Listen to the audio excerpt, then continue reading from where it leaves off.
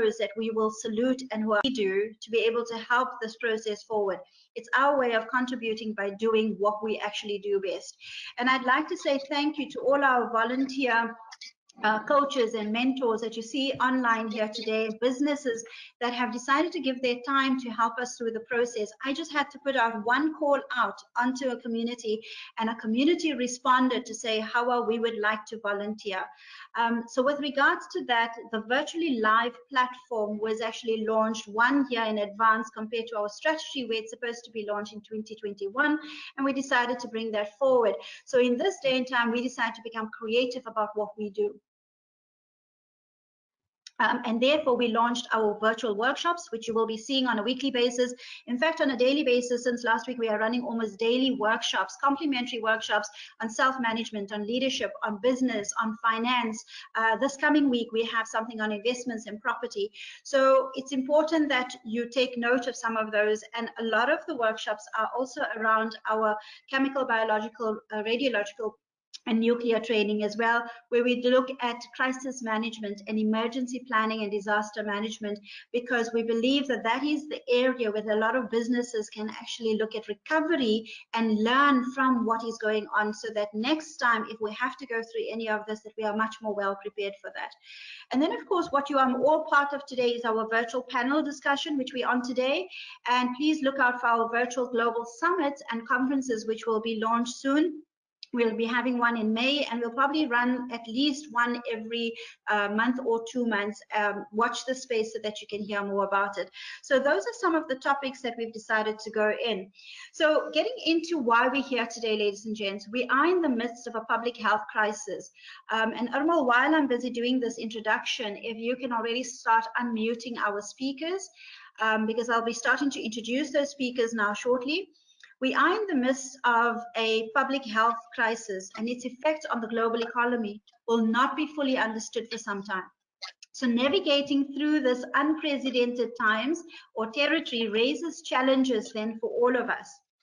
And when these challenges are raised, we have concerns, not only about health and safety, first and foremost, but also about our personal finance. And like Elise mentioned earlier, this is the right time. People are really concerned about their finances. They are struggling in terms of investment challenges, but also opportunities. And therefore, we have with us here experts who can talk to us about some of those opportunities, challenges, and of course, tax and planning strategies. So as updates about the COVID-19 outbreak are rapidly evolving, we want to provide you with an insight from these expert financial advisors that we have, investment advisors, legal consultants, and of course, our experts that we have that will take us through sound knowledge.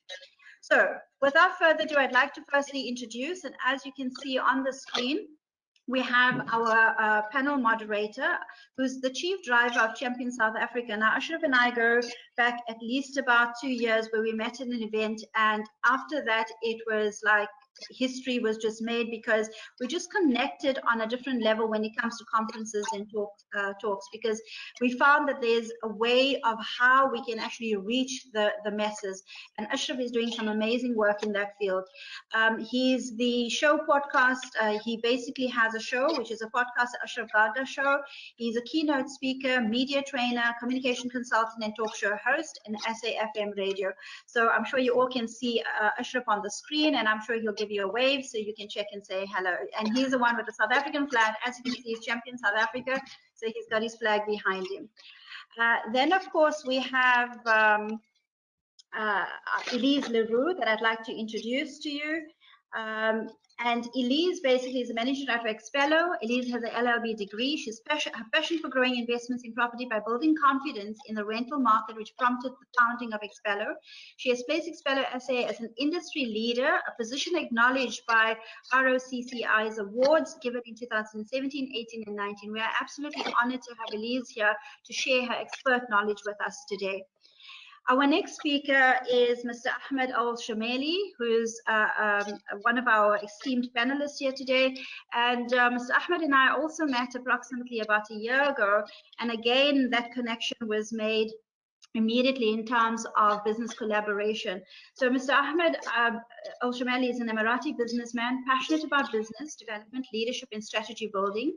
He established a company called Manazil Al-Reef, real estate and commercial development company, where the company specializes in projects with promising investment opportunities, including real estate development, agricultural fields, smart alternative energy, artificial intelligence, and waste management. We are truly honored to have Mr. Ahmed with us here today from an investment perspective and talking to us about from a perspective of is it the right time to invest, what are the challenges, and how we can actually move forward from there. So Mr. Ahmed, thank you for joining us. Our next speaker that we have, shukran, Brother Ahmed. Our next speaker we have is Nasira Turki.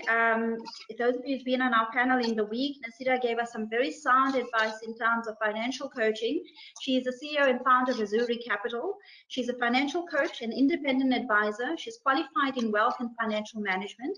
And Nasira Turki is one of the directors and fully fledged independent financial planners with 24 years of experience.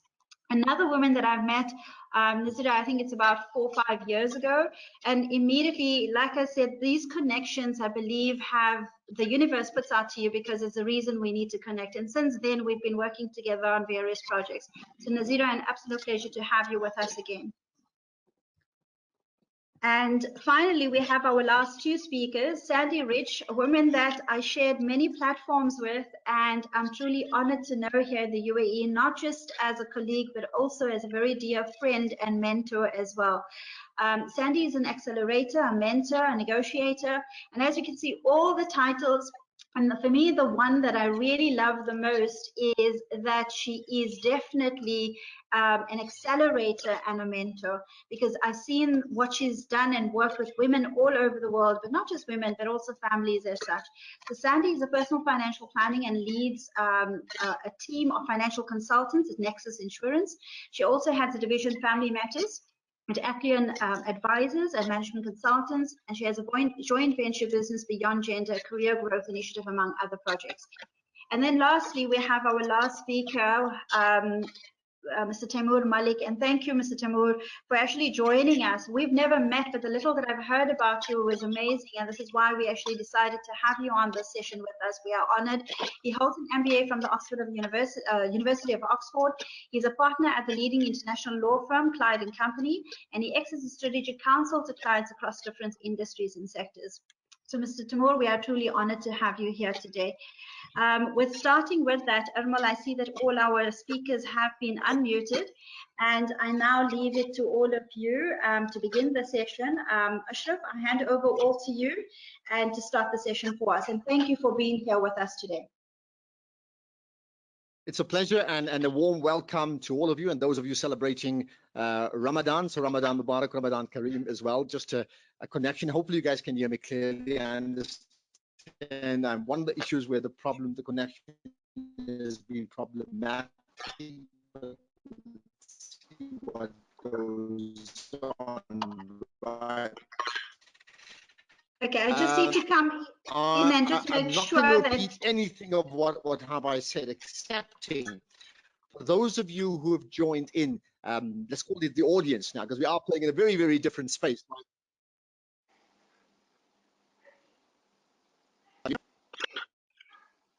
It's fine, Ashraf. As you continue, you start to roll. Okay, Hawa, no? Okay. I see that there's a connection that says maybe my webcam is causing a delay. I'm not too sure if I drop the webcam, whether that means you won't see me, but then the sound may well improve. Is that an option that we can pursue? Yes, please. Let's maybe try that, Ashraf. Okay, let's just bear with me for 1 second. So I'm going to effectively turn off webcam, right? That does mean that I then can't see any of you, but I mean, we can work around that, right? Yeah, it's fine. You can see them, but we can't see you. So you can continue, Ashraf. That's no issues. Okay, fine. All right. So let's get cracking then. I think from the audience point of view, those that have joined up, great that you've joined up. Thank you so much for doing just that. There will be opportunities as we continue to say, throw up your questions and ask those very, very important questions. And we really want to know all about it. However, I think I've made the point of dressing for the occasion for now, with a jacket and with a shirt, and deliberately to send a message. And the message is, South Africa has been in lockdown, and I think many other countries in the world have been in a type of lockdown. But the message is we're open for business. We need to move on with our lives in some way or the other. Never mind the restrictions that lockdown imposes upon every one of us, and maybe for the right reasons, understandably so. Okay. Now, the all-important issue around, and I'll just paraphrase it in terms of the title of what we're talking about, which is that we are in a COVID-19 world now, right? So that's quite simple. We're in a COVID-19 world. The question is, with regard to your finances, with regards to your assets, how do you manage those things, your assets, your finances, your income? How do you manage all of that in a COVID-19 world? And I think it is a question that every one of us must be considering very, very deeply, because we don't really know. There are huge problems around it. But now I'm going to stop talking because I want to get the thoughts of the panelists. So what I'm going to do is a starting point, right? Maybe if I can run through each one of you with the same question just to start with, starting with Sandy firstly. If you can answer, just this question, and probably don't take more than a minute, right? So in answering that question, how do you manage your finances in a COVID-19 world? What's the first thing that you suggest all of us should be doing? Well, thank you very much for the question, and thank you very much for having all of you together. It's lovely to meet all of you, meet you. So my question or my answer to you is this. Number one, I will not use the word COVID-19.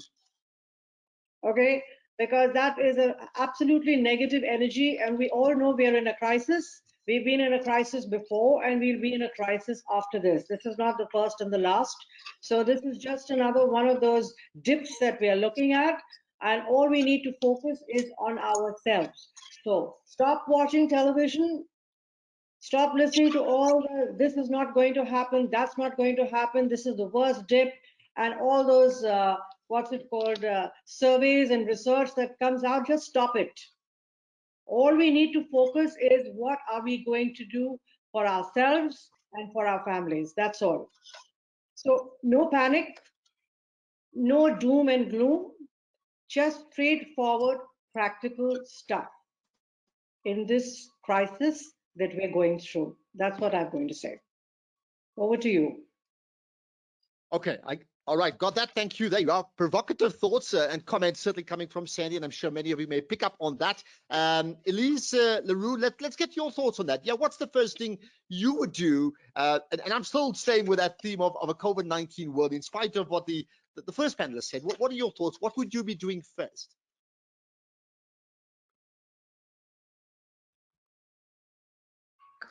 I can't hear. Elise, just make sure that you are unmuted. All right.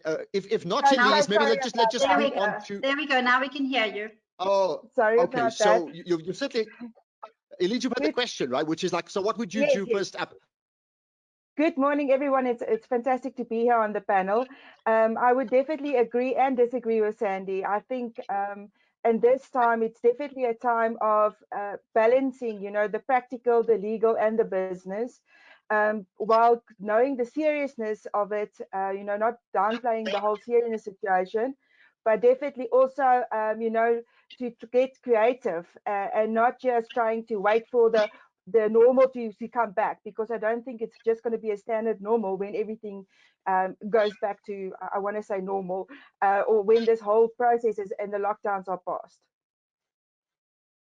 Okay, got that. I'm going to move on now to Nasira Turkey, or Naz Turkey. Naz, good chatting to you. Go ahead. Your 1 minute starts now. Hi everyone, lovely to be here. And actually, super excited to super excited to actually meet the rest of the people out there. I think for me, one of the biggest things is to stay the course.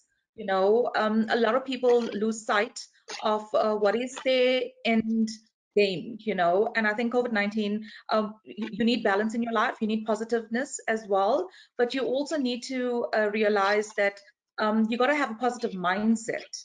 be it whether it's financial, whether it is your home front, whether it's your work. You also have to be realistic, because a lot of people have to change their thinking in terms of their businesses and their way forward. So you got to reinvent yourself, even if it's the wheel, but reinvent it to work for you. I mean, like we're doing right now, we have never used this kind of platform before, but we've basically reinvented ourselves by having this right now.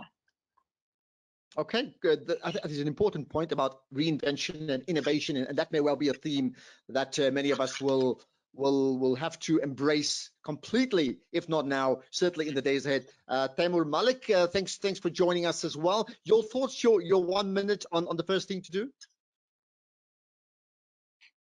Thank you, Ashraf.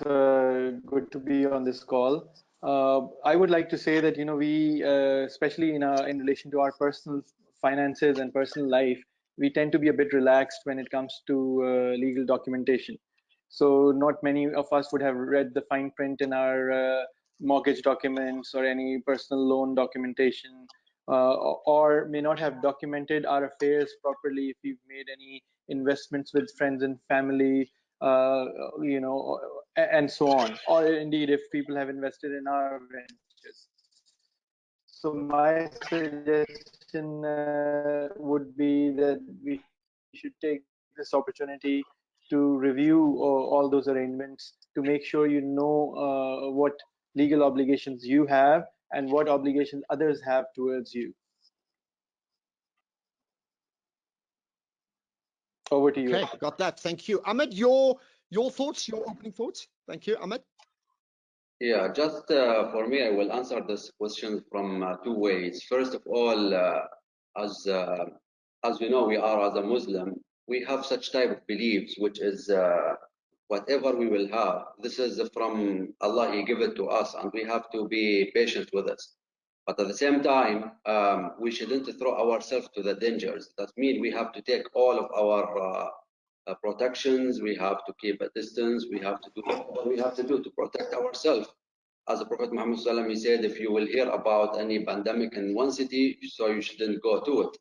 And if you are inside the city which is having pandemic, so you shouldn't leave out of it. So this is instruction from Prophet Muhammad. So as long as we believe on that, you are already satisfied about what is going on around you, because there is nothing will affect you unless if God is written it for you. This is one part of the answer. The second part of I want to say Corona.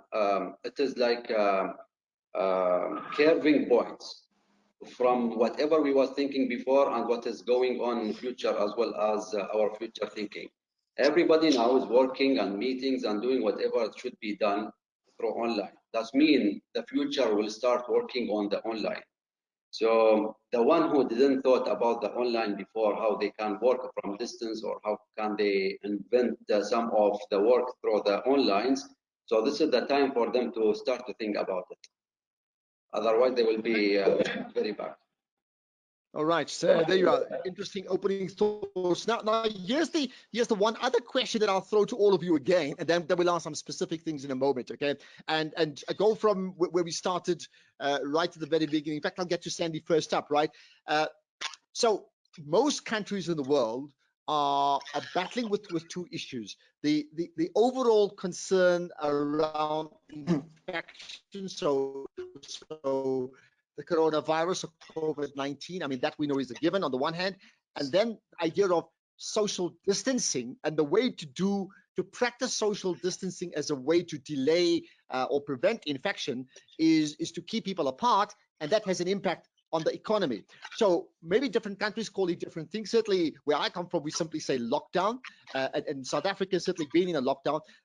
As yourself, as someone who in fact is a businesswoman, who's involved in investments, who's concerned about the world, who's very positive about how you embrace even adversity, your overall thoughts about the need to embrace a lockdown as a way to try and resolve a medical issue. So the method of using a lockdown to embrace and to sort out a medical issue, your thoughts on whether that's a good thing, not just for your business and the people you advise, but certainly for the global economy. Sandy, I'm not sure if you heard the question. Are you asking me? Because Yes, okay, because most of the stuff that Ashraf said I couldn't get because it's breaking up a lot. All But, right, so so maybe Ashraf, if you can just maybe Elise, have you heard the question? Maybe you can start with it first, and then we'll catch up with Sandy. Sandy, I'll type it out to you. All right, because it's a general question to all of you, which is infection and the way to deal with it through social distancing means, in fact, most economies in the world are in lockdown. My question to all of you is, in fact, do you support the concept of a lockdown, keeping in mind it has a negative impact on your economy, wherever you come from? So, Elise, go ahead. I love the question, and I think overall it's because I love change. And one of the things that I've really been seeing is people are forced to think new ways of doing business. So there's a lot of business entities that can actually function much better, using the economic and internet and all of that, selling their goods online. So there's, I think in this, it's pushing a lot of people out of their comfort zone to rethink about their business model. And, I think for safety's sake, it can help. I do feel there's a lot of people that is being prejudiced by the lockdown, but the problem is one have to always weigh up, personal lives up to business. And I think that is one of the factors which our government in this stage has been weighing up and taking lots of consultation on. Okay, got that. If Sandy can hear me, then we can go ahead with that same question to you, Sandy. All right, fine. So I'm living in the United Arab Emirates, and we have a partial lockdown now. So some of us can move around, not all of us. When it comes to the insurance side and looking at how we could help our clients and our prospectors, the most important thing right now is giving them correct information on how insurance can help. Because this is one field where people seem to think it's not necessary. And then when you need it, you don't have it. So we're very much into the what should I say, the sphere of educating a lot of people through webinars and other stuff on insurance and why it is an essential part of a business. So many people look upon it as a useless expense, something that they could think about later, something where they could cut corners and do something just to get by. For example, in the UAE, we have now medical insurance that is absolutely mandatory. But everybody goes to the cheapest one because they just want to fulfill the obligation and not be fined. So there are a lot of rethinks that are going on here, especially in the SME sector, because that is the one that is affected the most. And fair enough. Yeah. People who are having who have good insurance, good business insurance, are seeing the benefit of that, and those who do not have it, of course, are now crying and saying, how can we get some?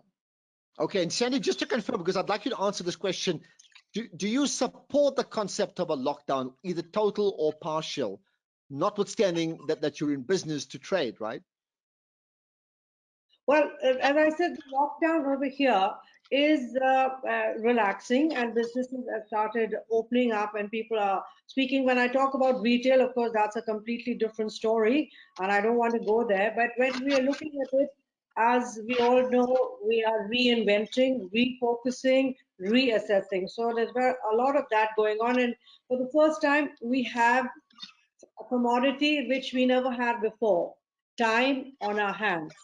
And this is the time when we need to be constructive, we need to be positive, and we need to be reaching out to see how we can reinvent ourselves to take our businesses forward. And when it comes to businesses, it is also time to see, are we in the business that we should be in? Should we be making a change? Should we be taking on a partner?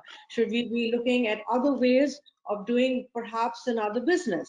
So a time to reassess, and I think it's an opportunity that we should take to make sure that when we move forward, we're moving forward in the right direction. Okay, got that. Nesturki, your answer to that question about supporting a lockdown or not? I fully support it because we want healthy lives. I think the economy is something, that one goes through what we call a U, so whatever goes down has to go up, or W for that matter. We've been through quite a few downgrading, or the economy as a whole has always seen a turnaround. So anything that has gone bad in the financial or global spheres has always turned around. But I think the one thing that one needs to really, really think about is one's health and family and time, like Sandy said.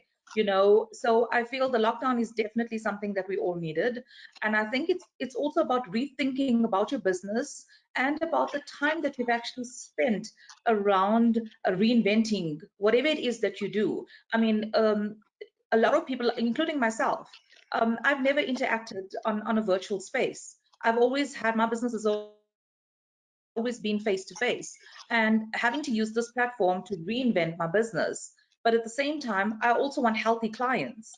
I don't want unhealthy, or I don't want dead clients. So I think for me, I definitely support the lockdown, but we also need to be cautious in terms of what kind of an outcome we want. I think that's the key behind it. Okay, thank you for that, Taimur. Malik, your thoughts?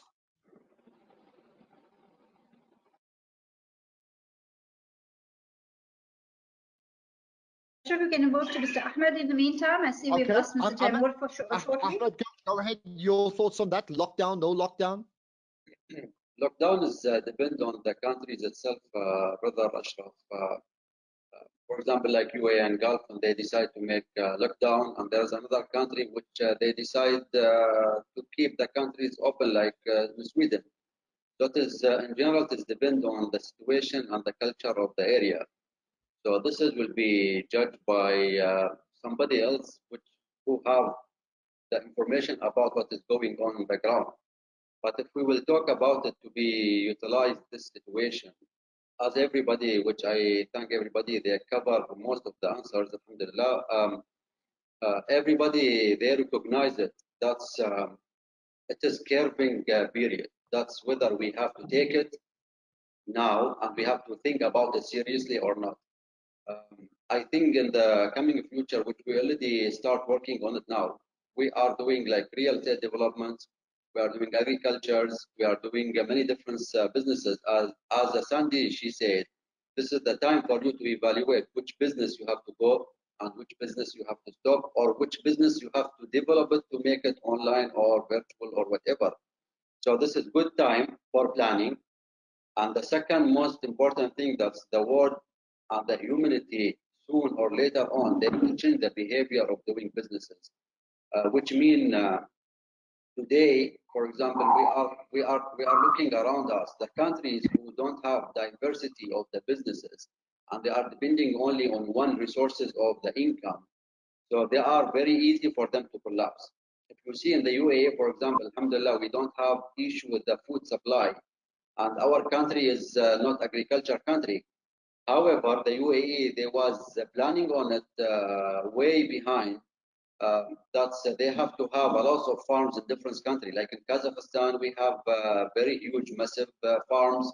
In India, we have massive farms. Pakistan, in Sudan, in Egypt. All of that to maintain the security of the food of the UAE. That's the food will not stop, which means they already planned. So the future, the plan that's which will start war.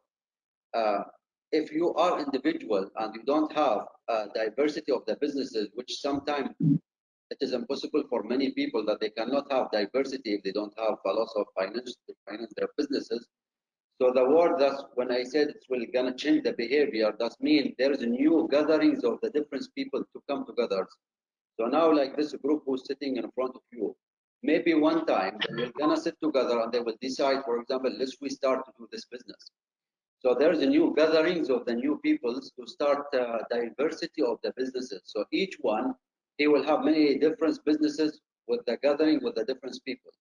So this is what I'm thinking, and this is what I believe on it, and this is what I already started as well. Okay, well, interesting. I mean, you and I'll just stay with you, Ahmed. You know, and I know certainly based in Ras Al Khaimah, which is part of the UAE, but of course you have interests in real estate, in education, in agriculture, many parts of the world, including in Bosnia as well, right? So in terms of adapting, question to you is, how are you adapting already? And how much time do you take to make these changes? Because why I'm asking that is, sometimes people say wait and see, just be cool and be calm. So question is, are you adapting? How much time have you allowed for adapting, or are you rather chilled and you say we'll wait and see? See, brother, I will tell you something. For you to wait to adapt yourself, that means you are not thinking good time. Directly, when you will have the problem and issue, you have to sit and stand back. Actually, I don't think Corona is something which is bad things totally. It is even good things. For example, I don't have a chance before to sit with my family like this. So I am sitting with my family, I'm doing my social things, I am calm down, I'm relaxing. At the same time, I decide to use this time to plan. So like, for example, I do real estate businesses in Bosnia. So we are into establishing one hotel in Bosnia and one new medical city. So this is stopped now because all the governments is locked down. Many people, they were saying, okay, every day that you are spending, that you are losing money. But in other hands, I'm not thinking I'm losing money, because as long as you own the property, as long as you have the things, even if the delaying of doing things, we believe in our religion that any delay things, may Allah He planned for you, because there's something wrong will happen to you. There is a small beliefs. If you will believe on it, you will satisfy. Sometimes you want it today, but if you will do it today, maybe you will lose a lot. Nobody know. We are planning, and God is planning, and God is the best planners for us. At the end of the day, we are following the plan. So what I'm doing is during the lockdown, for example, now we already have like 2 agreements with the 2 companies. We decide. I'm sitting back. I ask my team in Bosnia, the risk assessment and the recovery, business recovery teams, to evaluate for me the market, which the market we should stop now. For example, I have poultry farm. This is regarding food. So food is keeping going and going and going, but we are producing and we are shipping to Europe. So if I will keep producing now, this will be a bad time for me, because every country in the Europe, they lock down as well. So they stop their borders as well.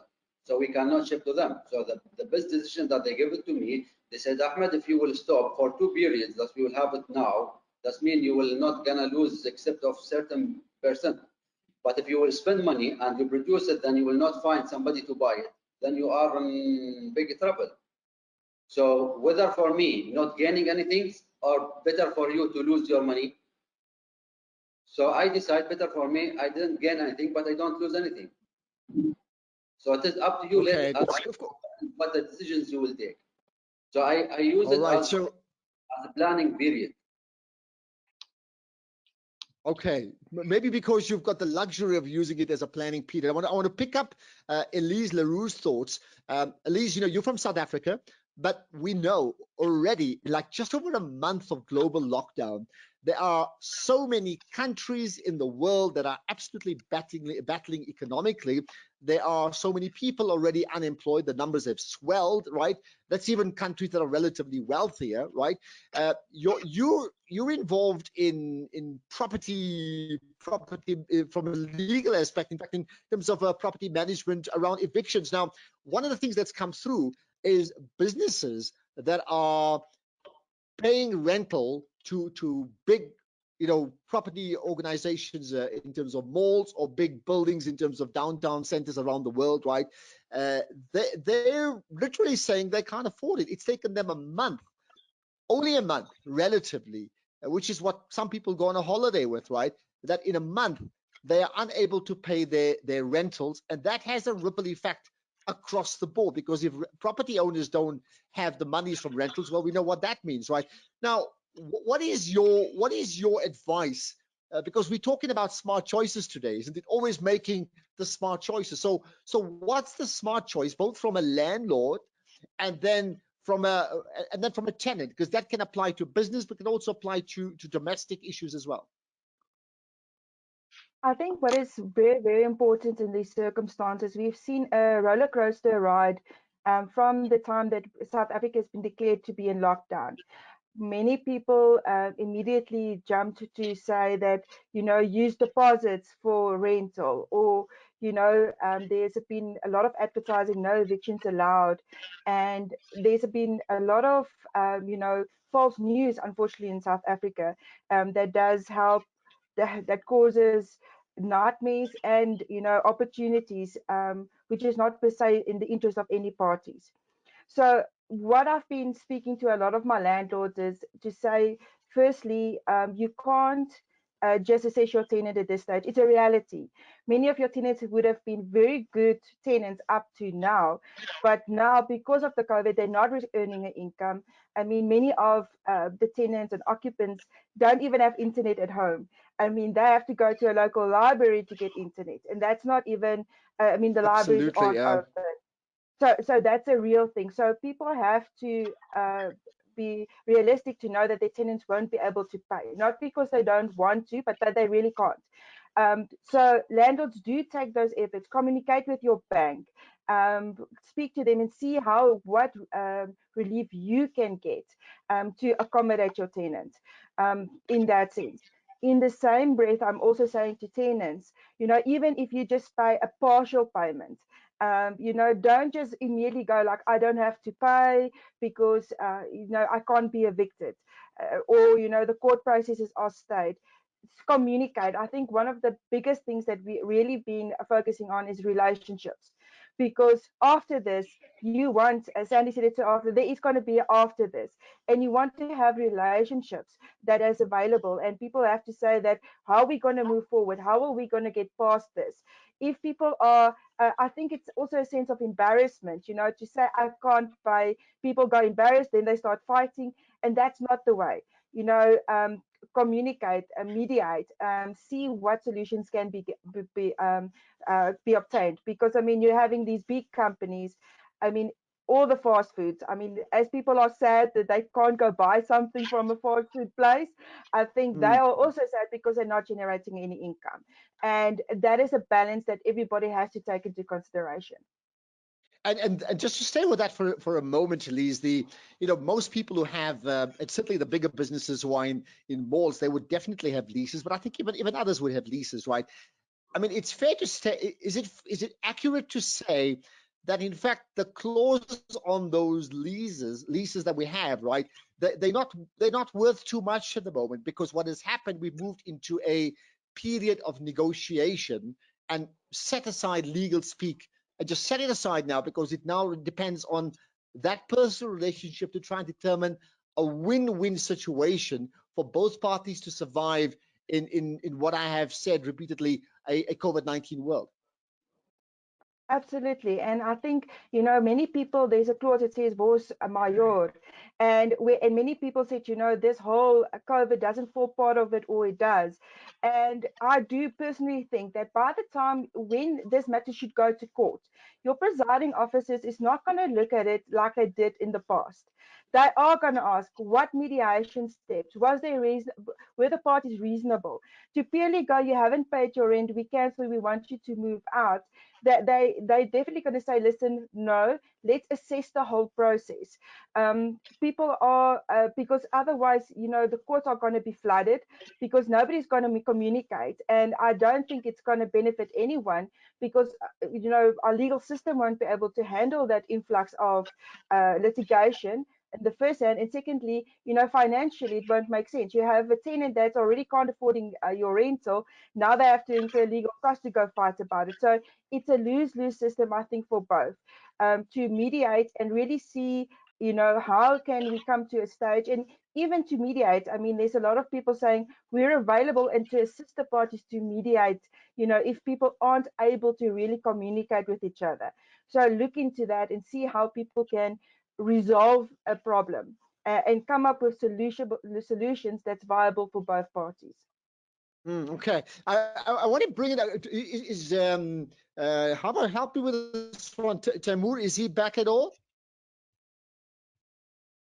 Mr. Timur is back. We've lost his video. Yes, but I'm here, Ashraf. Just the video. Okay, thank you. So initially, and I want to just get your thoughts, because we were not able to. I mean, you're part of a law firm, Clyde, and company doing different things in many parts of the world. Your thoughts on the priority between safety, as in social distancing, versus the cost of lockdown. What are your thoughts around that? So I think, first of all, one of the participants mentioned that in the comment section of this session that health comes first, and I completely agree with that. So we have to respect the complete or smart lockdown rules that are being imposed by countries across the world, depending on what the rules are in our relevant jurisdiction. At our end, as a global law firm with offices across the Middle East and also in South Africa, we are working from home entirely. We are a very global workforce. We are a very traditional profession as a law firm, but we have adapted very quickly and very effectively to this. So what the other speakers have been saying in terms of looking at this as an opportunity as well. Our Dubai offices, for example, have, according to the latest rules, some percentage of the staff can go into the office, but we are taking a precautionary approach, and to the extent we can still work from home, we want to keep doing that, and then in the long term see how we actually use this time of crisis, increase our efficiency and allowing more people to be able to work from home or have flexible work arrangements. And I think this is going to lead to both more okay, I think we'll just gender diversity in the profession, more female participation, I believe, as well. Yeah, as an issue. Okay. All right. Thank you for that. Sandy, let me bring you in. You're very much in the insurance space, right? You touched on a few things earlier on, but let me just okay. So Sandy, just to put this to you. Sorry to interrupt, darling, can you please speak a little slower? Okay, so you're in the insurance space, right? Or in that field. What are the three most important issues that you are raising with your clients in making the smart choices to survive what we're going through right now? Okay, so in insurance, there are two segments. One is business insurance and the other one is personal. On the personal, there's of course critical illness, and there's life insurance, and there's of course medical insurance, which is more general. On the business side, you have a slew actually of insurances which are meant for the SME segment, and we try to promote this as much as possible, because the SME segment is what makes the UAE run, and it is also the most vulnerable right now. So we're going out and telling them, okay, fine, we're all going through this together, but now as you reassess your business model, as you reassess your cash flow, and you prioritize what needs to be done to take your business forward, we would recommend that you have X kind of insurances in place. Now, this is being done across the board. What I would like to say is, before anybody takes any insurance, there's marketing and there's sales and there's facts and there's figures and there's terms and there's conditions. And it's very, very important to understand the terms and conditions of what claims can be made and what claims will be honored. So one, as a consumer, you need to be extremely careful about the kind of insurances that you sign on for, because you may have an idea that this is an insurance that will take care of ABC, where in fact it may not. So putting marketing aside, putting sales aside, when I would suggest that the consumer does their homework, because insurance is something that is lifesaver when it comes to a crisis. It could be a health crisis, it could be a crisis where stuff is cancelled. And I think the biggest one right now was Wimbledon. I don't know whether anybody was reading about that. Wimbledon took an insurance policy and they paid $34 million over the last 17 years. But what they had in that is after the SARS crisis, they included a pandemic because it was offered by the insurance policy. And they collected $144 million. So 34 million versus 144. So I'm not saying that we are in that league. All I'm trying to say is when you're looking at insurances, see what it can get you and when. So we do have, for example, business interruption insurance. But in this business interruption insurance, it's very important to understand in the terms and conditions, do they include pandemic?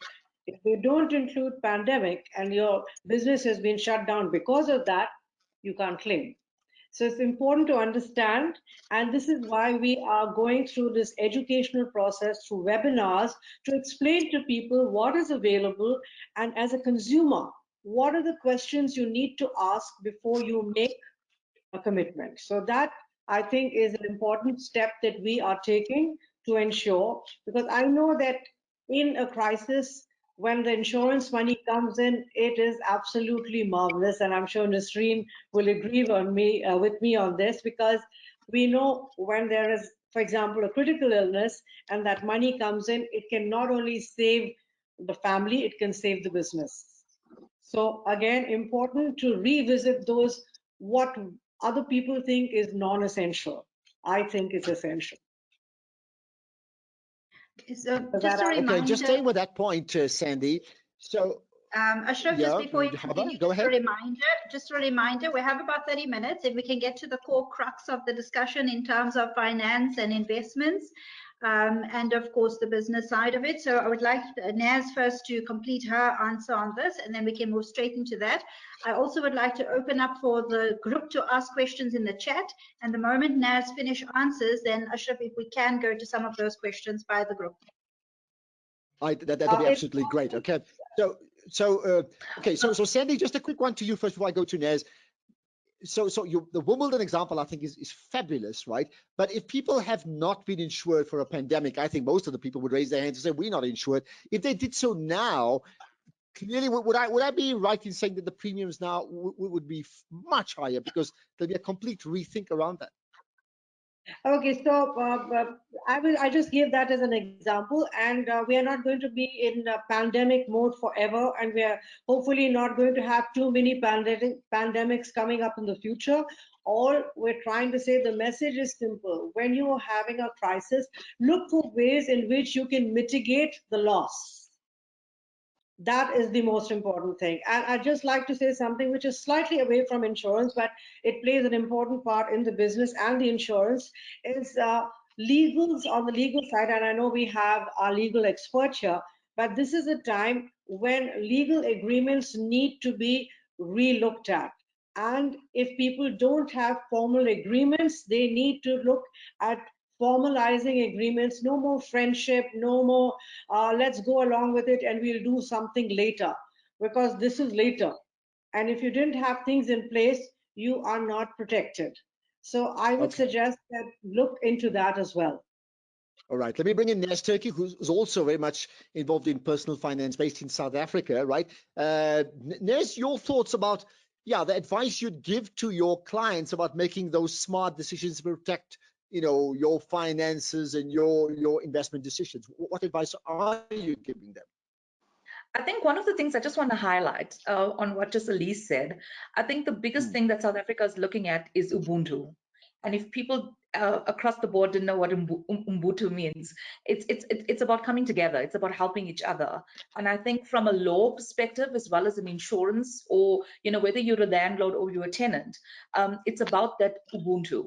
And I think each of the companies that I represent in the financial space have been trying to come in and assist our clients. So I think one of the biggest things for me has been is having an emergency fund for my clients. And I think the smaller the SME of the business is, they've now realized how important that emergency fund is, because that has actually bought them 6 months of making sure that they tie their camel, like Ahmed has spoken about. The Almighty gives you certain things, but He also says, take care of what I've given you. And I think that for me has been a biggest impact, that and also voicing to your clients, keeping them up to date. not losing touch with them. And I think in the financial industry, because markets are so up and down, we've had the banks come in and really assist clients. So, you know, like Sandy said, go back and really look at what clauses you have. You know, what have you signed on the dotted line? You could be paying for a thing called in South Africa credit life. You wouldn't even know that you even signed up for it. But credit life could be your lifesaver. I know it has saved a lot of my clients during this lockdown. And medical aids. So the medical aid in South Africa has really, really come to the party, where now you can use your old savings, your previous medical savings to actually pay premiums going forward to help you during this time. That's never ever been done before. And there was a paper that was passed just to assist, so that they knew that if you got sick, you at least had your healthcare insurance being taken care of. And I think, you know, that's vitally important. There's another thing that South Africa offers is what's called a premium holiday, where you don't have to lose out on certain policies that you have paid for. For example, if someone's getting closer to retirement and now they can't afford, you know, that payment, they can actually take a 3 to 6 month premium holiday and not have to pay those premiums back. I mean, wow, you know, that's Ubuntu on its own.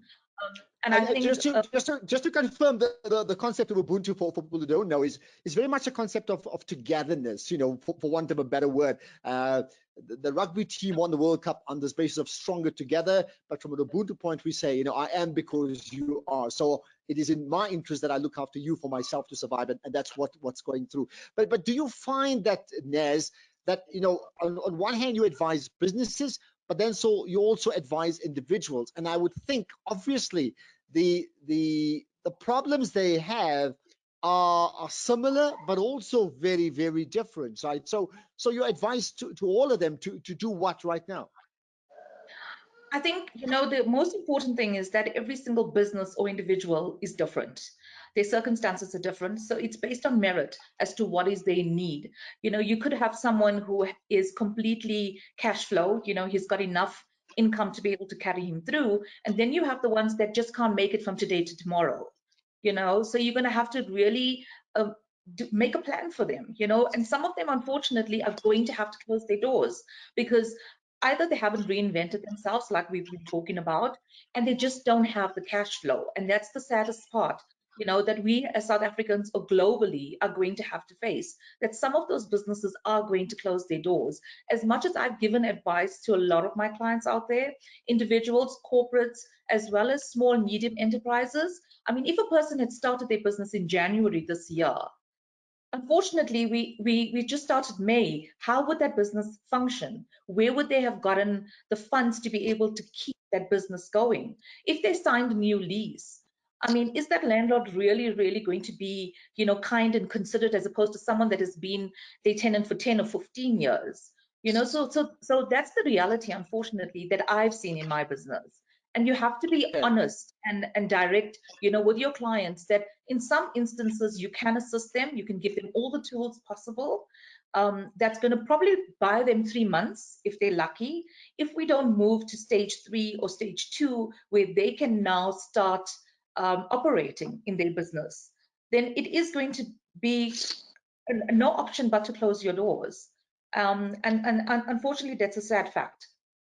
And just what I want to just Nez, on this point here, right? I mean, in terms of where you are, you obviously invest on behalf of clients into different types of investments and money markets and a whole lot of different things. Now, isn't the logical concern that people have that all those investments themselves have also been diminished? They could be, I mean, you may know the numbers, 20-30% discounted compared to before. So I would think there's an understandable paranoia from those who've had money to invest, but they find that those investments are considerably lower now in terms of value, or let's call it even surrender value, than what they would have expected, say, a year ago. Your thoughts on that?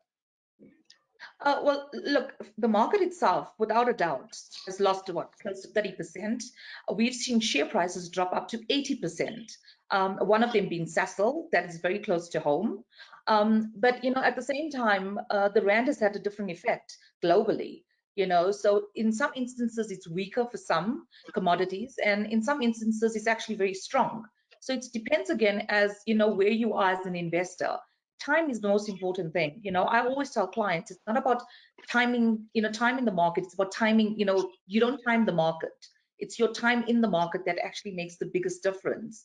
But it's also circumstantial. So, even though you're looking at surrender values or you're looking at values in terms of, I call it a bloodbath. The market has had a bloodbath, whichever way you look, because the pandemic has been something that's been global. It's not a single sector that it's left, with a bit of leeway, or some sort of, thing that I could say, okay, yes, food, people need food, so your bare essentials, your essentials, like your, if I look in South Africa, your Pick and Pays, your ShopRites, their doors have stayed open. Woolies has not sold more food than they have, during this period. But what about everybody else? So not every investment is going to be the best investment. Yeah, good point. Okay, what I'm going to do, and how about I think from at your the end of the side, day, you've got to look at Sandy has UAE now, a comment. If we can take Sandy's comment on the subject, and then we can move to question and answer. Yeah. Okay, so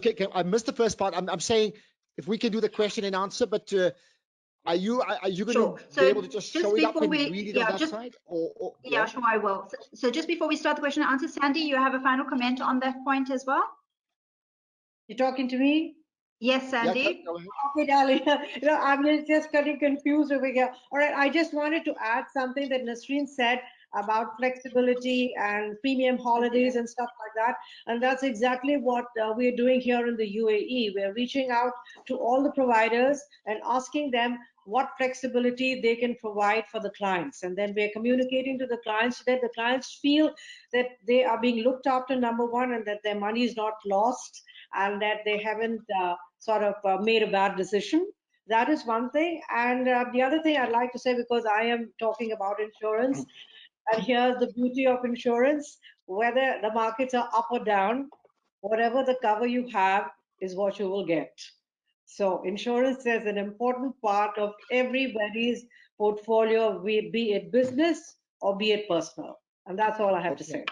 And that I must also say, those levels will differ from countries where people have got the money to many other countries, developing nations where we're not even talking about, we're talking very much middle class here, but what about those that are even below that, absolutely battling? But that's another discussion. Hawa, if you can just highlight some of the questions that you'd like the panelists to answer from your side, please. Sure. So I'm not going to go through all the comments. There's some amazing comments here. We will capture these comments from the chat and then let everybody have access to them. A lot of them are agreeing with Mr. Ahmed's advice.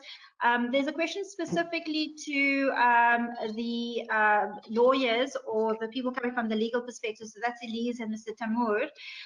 So is it, Elise, correct me if I'm wrong, but isn't the state creating some assistance for this in terms of property? But keen to know if this applies to worlds like UAE, Tamoor as well, if there is any support that is being provided.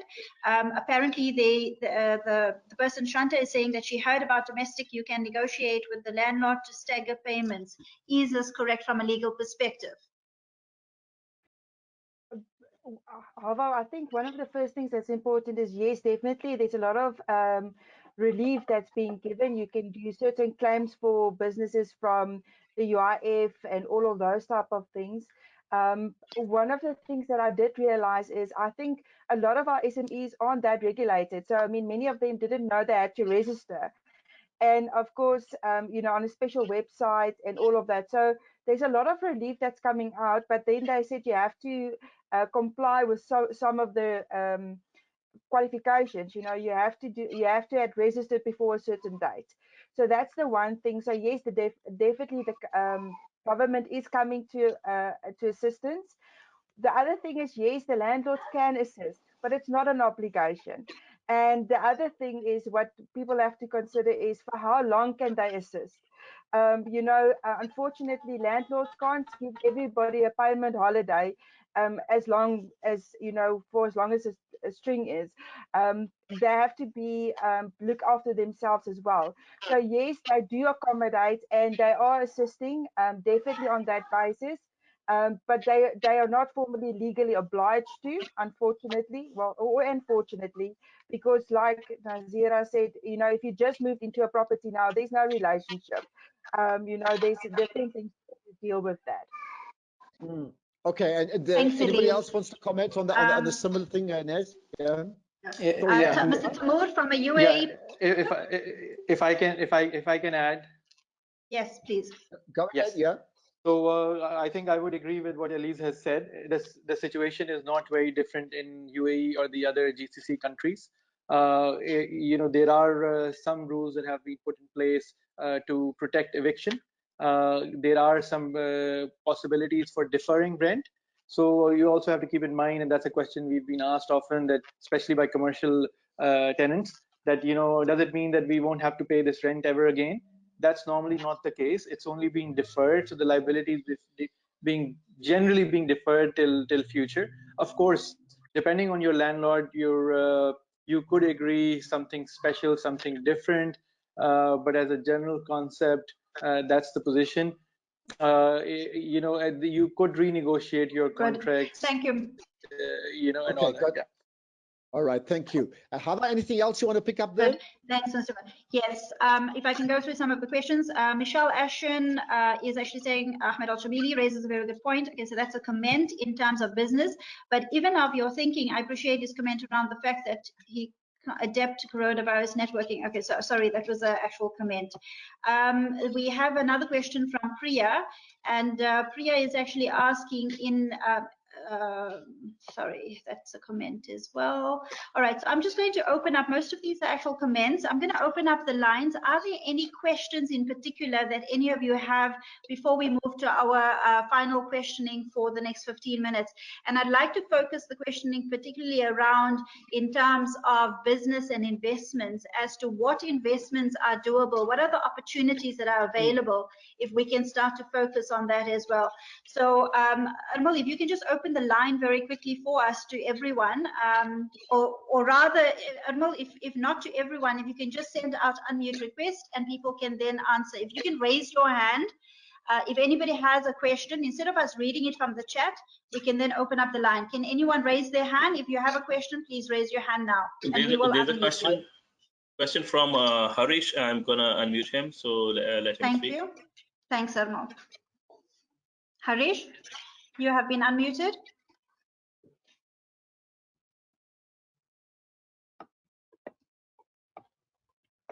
Harish? Harish, you're gonna unmute yourself before you speak. Yeah, that's right. Yes, Harish, we can hear you. Thanks. Yeah, okay. I got a question. I need some legal opinion. Like, I had enrolled for a coaching course, during early February or in February, and the course was supposed to be held in Dubai mid-March, around mid-March. But due to this situation, it got cancelled, and I have requested for a refund from the organizers, the local organizers who got these foreign coaches, from outside. But they are refusing to give a refund, saying that the event is not cancelled, it is postponed and will be held, sometime after 6 months. So I said maybe that date is not suitable for me. So what right do I have to get a refund in such a situation? Mr. Tamoor, I think that question would refer to you from a UAE perspective in a legal sense. I think. Yeah, I mean, the payment was made to a local. Yeah, so I think. Yes, Mr. Tamoor. Yeah, so a lot depends, of course, on your specific contract, and so a lot depends on your specific contract and the terms contained therein. So you have to look at that. Obviously, if there are certain provisions in it which provide you the flexibility to withdraw from this if the date is changed and all that, then you can. And this all goes back to my earlier comment that we need to review our contracts and our documents more carefully, including, I would take Sandy's point about insurance. I would say insurance is important, but more often than not, you will find that your insurance policy doesn't cover certain things when you do need it. So do review the fine print very carefully. In this case, in your case, of course, you can only take a refund if your contract provides for something like this? No, the contract says there will be no refund. Now, you know, we have a very unusual situation which nobody expected, and we told the organizer that it's not that we want to back out, but if and when the course is held again, we will re-enroll, because the dates that you are, you know, the probable dates you are suggesting, I may not be in town. So as of now, I am requesting you for a refund. And as and when your dates are fixed around September, October, at that point in time, I will, you know, re-enroll, because I am interested to undertake this course. But they have been refusing. You know, they said we cannot give a refund. Okay. Can I, Mr. Hawa, Harry? Yeah. Hawa, can I Sure. suggest something? I think that particular conversation is important, Yeah. but it probably requires sort of in-depth looking at the clauses in terms of the contract. Is there a possibility that some of our panelists, like for example Temur, may be able to assist that delegate offline, you know, just to give them some specific advice? Is that possible? Absolutely. It was what I was going to suggest. I think we need to understand the logistics and, of course, have a look at the contract. But like Mr. Timur is actually, and if I can just summarize that, it all depends on the contract. And if the contract says that you're not liable for a refund, then most likely that is what will stand. But of course, Mr. Harish, we're more than happy to share details of our panelists with you with their permission, and you can then deal with them online. Thank you, Mr. Harish. So if there aren't any more questions, there's lots of comments in there. There's a question, Wasila, this is correct. Hawa, would be great to have a session on SME tax. Absolutely, thank you. It's something that we will look at in terms of SME taxes. Ashraf, if we can actually go to our final points with regards to investments opportunities during this period, if we can discuss that with each of the speakers. Yeah, so please do, and maybe just a quick, you know, 1 minute with each one of you, maybe starting from Ahmed, right? So in spite of a very deflated global economy, there are opportunities. But here's the thing: what are the opportunities for two people? Those that have the money still, right, and those that have also been severely and negatively impacted already. What should they be looking at now to try and salvage something in terms of investment opportunities now and beyond? And I'll ask a similar thing to all of you. Ahmed? Yeah, just I have comments regarding the previous call from Harish. First of all, let's him to contact customer right in the UAE as well with brother Taimur as well. He can support them, so they can help them. Even if the contract is against the UAE law, they will use the UAE law instead of the contract. Regarding the businesses, you know, if we didn't recognize that online now is everything, then we will not recognize it at any time, because this lockdown has opened the eye for us, and that's what we mentioned before as well. I believe even here in the UAE, most of the malls will be converted to be online.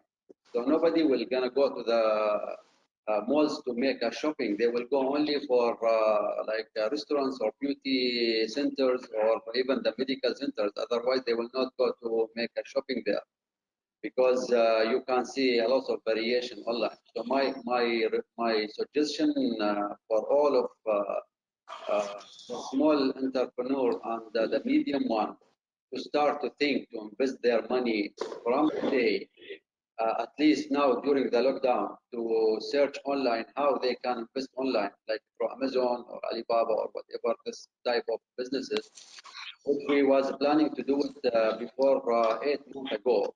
And we was studying this one even before those times. And alhamdulillah, we are into it now. Before we think about this thing.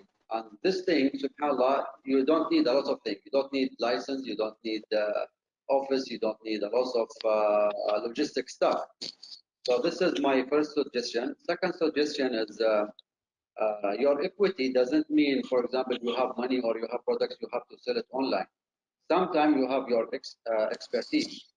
So today, market is looking for a lot of services. And for example, Sister Hawa, she is working now for training before. She is doing real training, face to face. However, as the discussion she was discussed with me before, she said she's become more busy now during the lockdown than before. So she already have a lot of connection of teachers internationally, not only in the UAE. So no need for you to bring them here. So that means you are opening new opportunities. For example, if you are teachers, if you are consultants, if you are service providers, if you are lawyers, if you are whatever you are, as a service providers, you can provide online.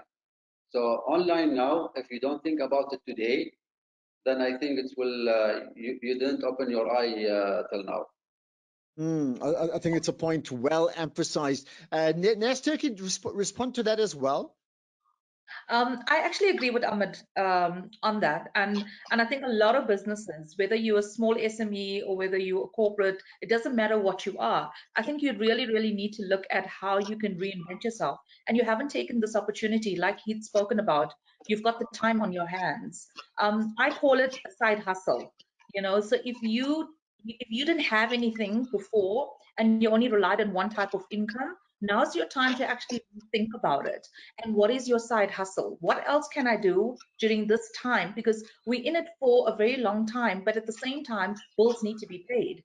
And, you know, people need to survive. You know, homes need to have food and clothing, a roof on your head. So I think, you know, as an individual or as a business, you need to look at the online and the virtual platform as a new way of doing business, whether it's insurance, whether it's legal, whether it's training. You know, Hawa and Orbrix and Training Excellence have opened up this platform. You yourself said, you know, you've done, you know, online moderation, but nothing like this. And, you know, so we've all reinvented ourselves in some way or the other to be able to take our own businesses into the new norm. And I think that's very important. Yeah, and I think to emphasize this point, in terms of reinvention, it's one step at a time. There's going to be pitfalls. Things are going to collapse. Like in my case here, for example, visually the connection didn't work today, but it'll probably work tomorrow. But the point is, you know, in broader space thinking, it's important to make that mental migration, that you have to make that adjustment, right? Sandy, your thoughts on that similar broad question? All right, so I'm in the sales line, and so there are two words. One is ask, and the other is no. And so when I look at ask, I look at attitude, skills, and knowledge. We all have skills, we all have knowledge, and now we're in a completely different, challenging time. So we need to adjust our attitude, because skills and knowledge is absolutely nothing unless we have the right attitude. And so when I hear this, there's no business and there's no cash flow and there's no. For me, no is new opportunity. So on that happy note, thank you very much for having me on the show. Okay, new opportunities, point made and noted, and appreciate your time. Elise, comment. I mean, you know, you may speak obviously from a legal aspect, but certainly from the people that you deal with. I mean, advice moving forward. I think one of the things that is very, very important is property owners should not, you know, panic and start just selling, because the first thing they want to do is just proceed to offload some of their properties. You know, hold on, really assess, and don't do anything in panic. That's the most important thing. The other thing as well is, yes, there is going to come a lot of opportunities for property investors, but do the numbers. Don't just go buy any property that's available, because just because it's available doesn't mean it's going to be a good opportunity. So do your numbers, calculate it.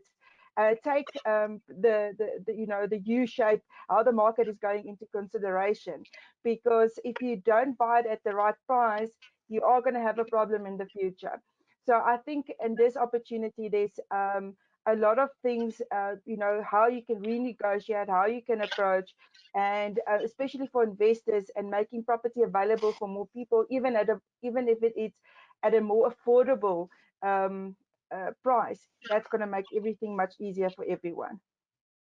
And is there one? Of course, we're speaking at different levels. Some people are in the UAE, others are further away. Some people are in South Africa. Some people are dealing at SMME level. We're not even speaking with those who are massively unemployed, which is another whole discussion, as I've alluded to before, right? And then what happens to them, right? But is there one particular skill set that we all need to embrace. And I don't want to just touch on online because it was been mentioned by Ahmed, but what I'm saying is, if you go back to the past, you needed to learn, say, English, whether you liked it or not, because it was the lingua franca of the world anyway. So is there one particular skill set that we absolutely have to learn and embrace very, very quickly to get ahead of the game? Timur, maybe you can answer that first. I would say flexibility. Yes. So, okay, flexibility. Timur, go ahead. Yes. So I was going to just use a different word for that: adaptability. I think that's been the key resilience skill in these times. How quickly we can adapt. But I would also again like to emphasize and re-emphasize the point that I made earlier about just making sure that you know what your legal rights and obligations are at the moment in relation to your professional as well as personal circumstances. I say that because I know that most people that or companies or offices that I end up doing due diligence with, they are not really fully aware of these legal risks and rights. So please do that, and you'll find you'll see some new dimensions which you could potentially explore, or risks that you could take steps to mitigate by doing this. Okay, adaptability, flexibility. I certainly hear lots of that. Ahmed, your thoughts? One particular skill to embrace? I didn't thought about it as one word. Well, I mean, if you don't earning money while you are sleeping, as Warren Buffett he said, that means you will keep running behind the job. Find a way to earn money while you're sleeping. Okay, got that. Thanks for that. Nest Turkey?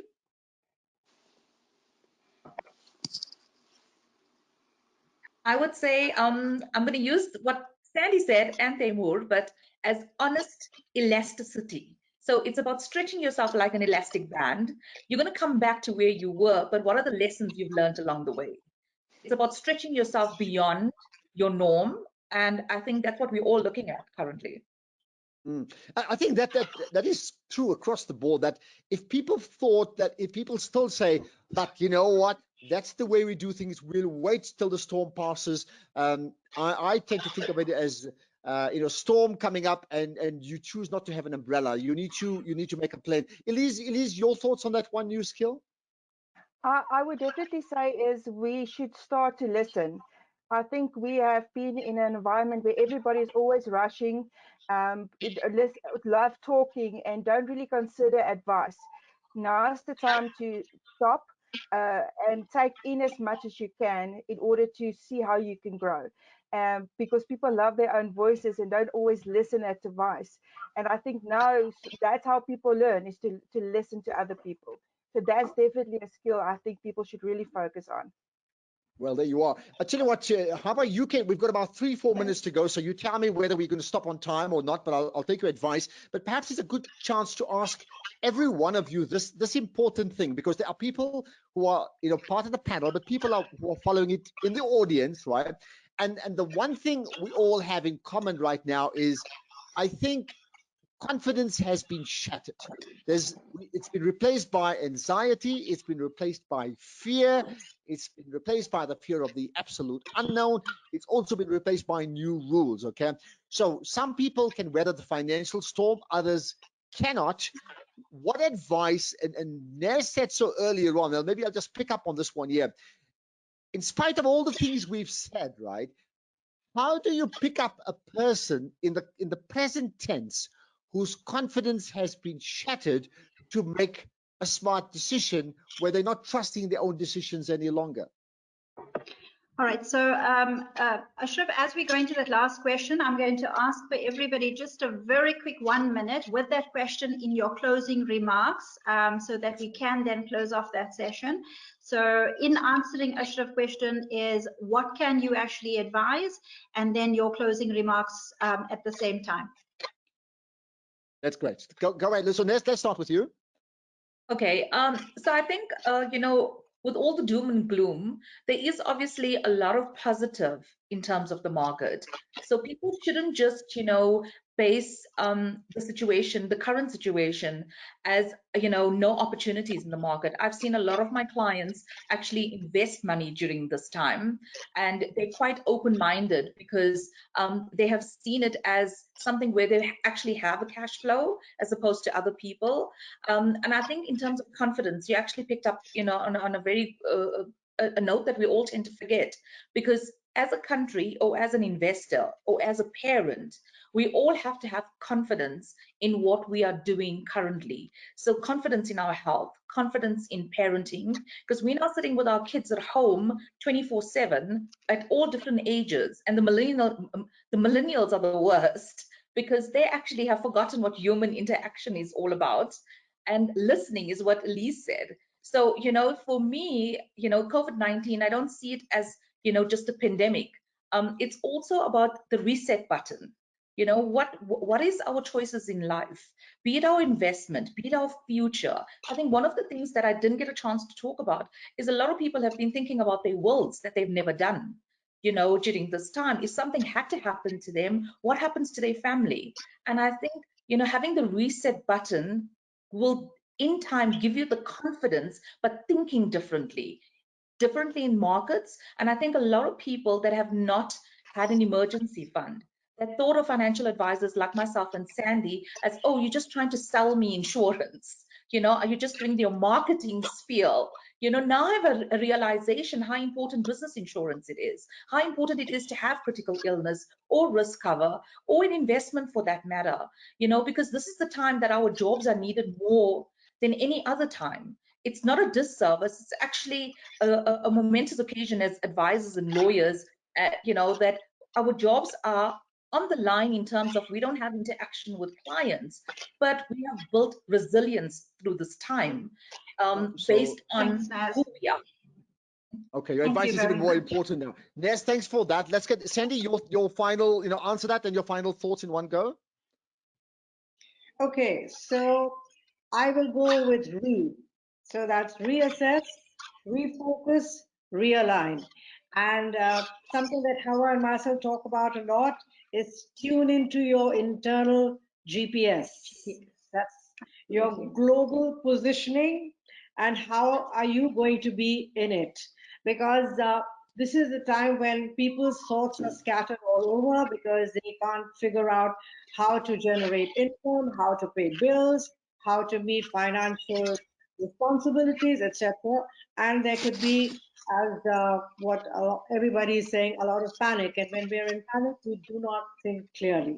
So this is a time to think, to refocus, as I said, realign, reassess, because whatever was happening for us in the past, perhaps it was good, but perhaps we need to look differently.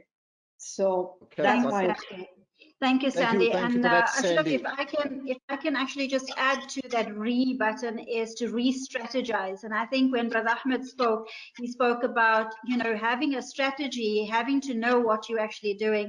And I'm saying, let's look at re-strategizing. That strategy is there, but think about how you can change direction of, you're still not changing your goals. You're just finding a different method and a different methodology. And coming to the GPS, and I always add to what Sandy says about we all have our internal GPS. Make sure that you put in the right coordinates.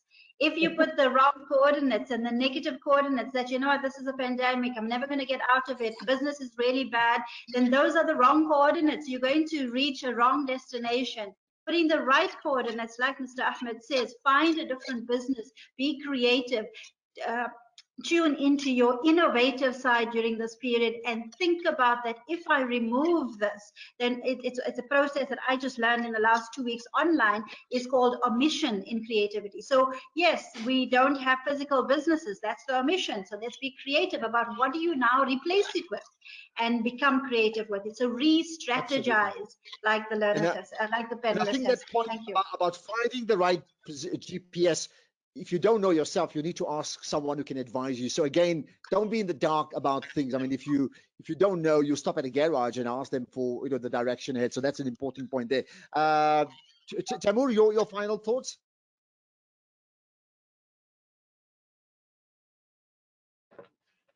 Taimur, do I have it there? Yeah.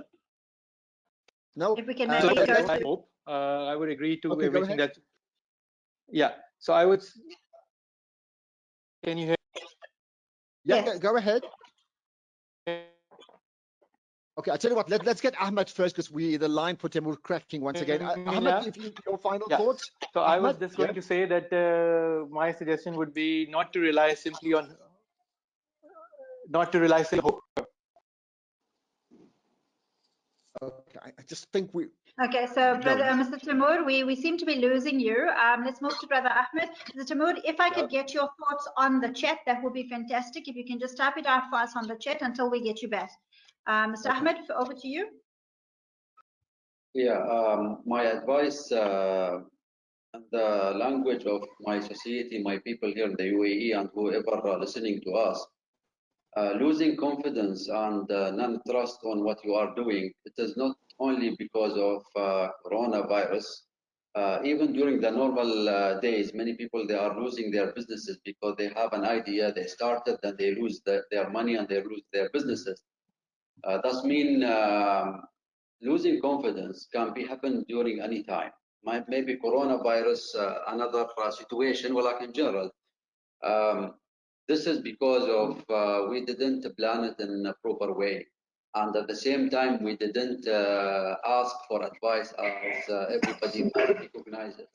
So what I advise is again the same advice as I said at the early beginning.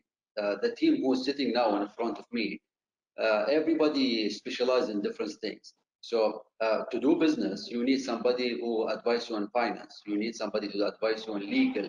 You need somebody to advise you on the insurance for the small SME.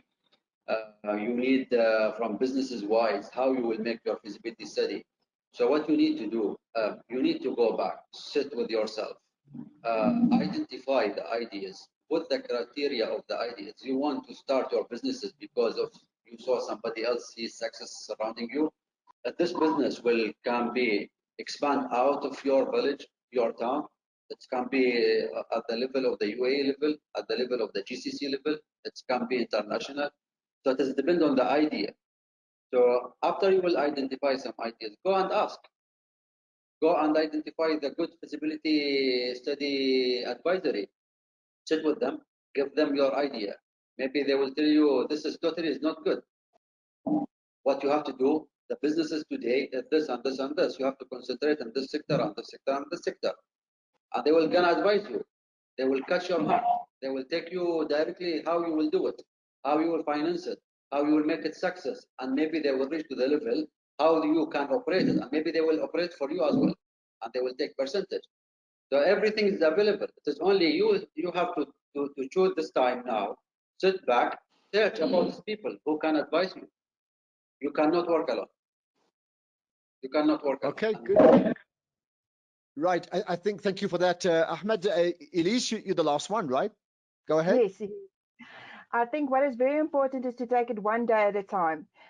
People lose self-confidence because you can't track your progress. But if you see every day what you have done and accomplished in a day, it's much easier than just to get lost in the bigger picture. So take it one day at a time, and monitor your progress. It's always the way forward. It counts, not just the end destination. And I think at the end days is how do we eat the elephant one bite at a time. So keep that in mind when you take any project or anything. Take it step by step, and then you won't get overwhelmed, and you'll keep your confidence as you see your progress and the things you are getting right. Okay, now I think from thank you for that, all of you. So I think, notwithstanding some challenges, it has been highly informative. There's been some great feedback, great comments, and Hawa certainly will take some of those things forward. I think the issue of SMMEs specifically as a separate issue, and maybe the other one about labor issues and labor rights, and what happens to the other reality, which we haven't even touched on, which is the issue of unemployed. So one thing is about those that have got money for investments, but there are people right now watching us and listening now. They are effectively unemployed Monday morning. And what about them? It's another whole discussion completely as we enter a storm that we don't quite understand. I mean, my final thought on this one, in spite of the the best thoughts from most people around the world, we must agree that at this point in time, whether you're an actuary, whether you're an investment banker, whether you're an analyst or a political party insider, nobody, not in South Africa, not in the UAE, not in North Africa, in Europe, in America, in parts of Asia, nobody can accurately, not even to within 20%, predict what is going to happen in the next year. It is a frightening prospect on the one hand, but on the other hand, to just re-emphasize that point of the umbrella, we're in a storm. Do we at least, if we cannot get to our cars, do we at least put the umbrella, open the umbrella, and ensure that we are protected, because we don't quite know when the storm is going to end. But for goodness sake, we have an innate natural tendency to protect ourselves, and we can go through the generations around humanity, and that's what we do, and that's what we should be doing right now. But that's my final thought on this year. Hawa, I'll leave it with you to end up. Thanks, Ashraf. I'd just like to say on behalf of Orbrix, we just like to thank all the panel speakers for your expertise and your advice. And yes, I know a lot of the comments that are coming in to say, Hawa, we need more time on this. We would like to tackle tax. We would like to also tackle unemployment.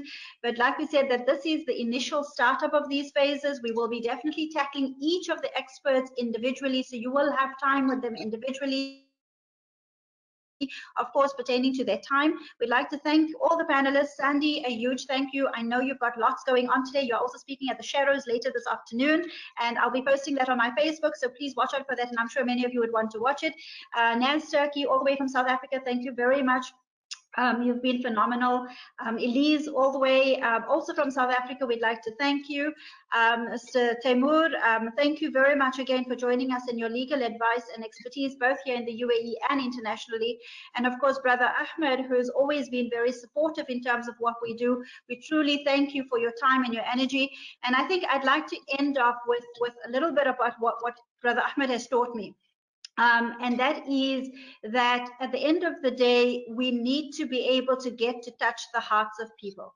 No matter what business you are, whether it's finance, legal, we need to be able to touch the hearts of people. And this is why Orbrix decided to do what we do best, is offer these kind of platforms and sessions, which will carry on. Please watch out our websites to be able to do that.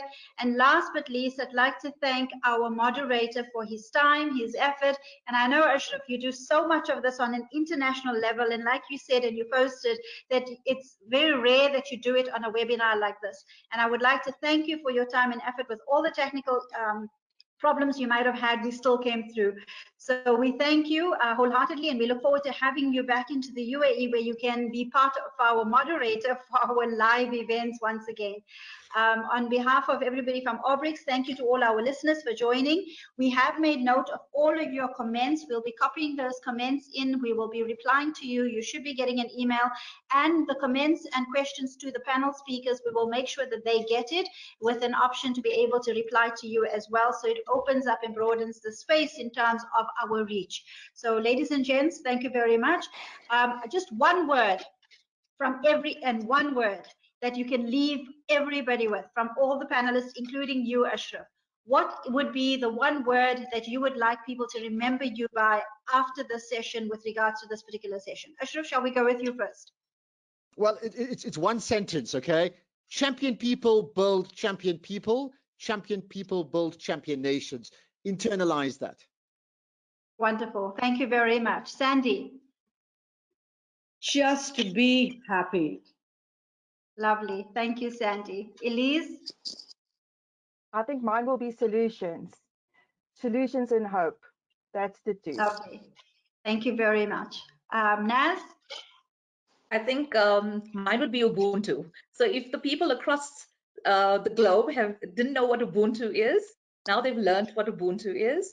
And I think we need to strive together, like Ashraf said, champion people make champion nations. Thank you very much. Brother Ahmed? Believe in your capability and start. Lovely. Thank you very much. Mr. Taimur? Not sure if we have you back, Mr. Taimur? Okay, not. I will touch base with him as well. Ladies and gents, thank you very much for your time. My one word for me is reinvent. I would say count your blessings. We are, Good. Mr. Temur, you're on. Yes, we can hear you. Count your blessings.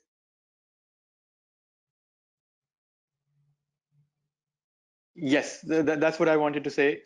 Count your blessings, and we are much more fortunate than most people in this world, and therefore we can't lose hope, but we also need to be better prepared to take hold of the opportunities that come from any crisis. Fantastic. Thank you very much for your time and effort. My one word that I want you to end up with is reinvent who you are. Here's your chance. Here's your chance to recreate and bring what you already have to the place. Ladies and gents, assalamu alaikum. Thank you very much for your time and effort that you put in today, and goodbye. And I wouldn't be South African if I didn't say toxins, which means goodbye, and I wish you all the best. Thank you very much. Ashraf, thank you for your time. Sandy, Elise, Naz, Brother Ahmed, and Mr. Temur. Assalamu alaikum wa rahmatullahi wa barakatuh. Thank you to all. There we go. Sandy's blown her kiss across. MashaAllah, of love. Thank you very much. I look forward to seeing you all on our next few sessions. Those of you in the technical field, please join us for our CBRN workshops, our radiation protection workshops, and Arma will be sending you all emails regarding our next panel discussion, by the way, which is focused particularly next week, Saturday, on innovation, on how to recreate your business, innovate your business, and we'll be sharing practical tools with you with experts who specializes in innovation. So please share the panel with us next week, Saturday, same time, 11 a.m. UAE time and 9 a.m. SA time, and I believe it is 12 p.m. Pakistan time. So thank you very much, everybody. I look forward to having you over on our session soon. Assalamu alaikum. Goodbye. Thank you very much.